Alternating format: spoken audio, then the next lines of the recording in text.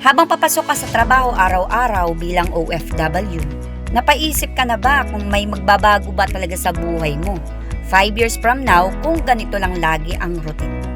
Isa sa pinakamalaking advantage nating mga OFW ngayon ay ang internet. Dahil kahit nasa abroad tayo, pwede tayong magsimula ng online business na pwede nating dalhin kahit saan. Ako mismo, habang nagtatrabaho dito sa UAE, minomonitor ko rin ang negosyo ko online dahil alam kong hindi habang buhay OFW tayo. At gusto kong magkaroon ng stable income kahit nasa Pilipinas na ako balang araw. At hindi lang ako ang patunay dito. Tulad ni Coach Edeline Dalisay, dating OFW sa Taiwan for 6 years, na ngayon ay kumikita na ng 6 digits sa Pilipinas at full-time na sa negosyo.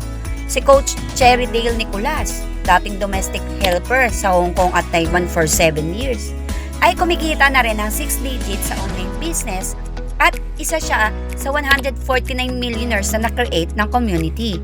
At si Coach Nina de la Cruz, dating OFW sa Morocco, na kumikita lang ng halos 20,000 pesos noon pero ngayon ay 6-digit earner na rin sa Pilipinas. Kung kaya nilang gawin, kaya mo rin. Ang tanong lang ay kailan ka magsisimula.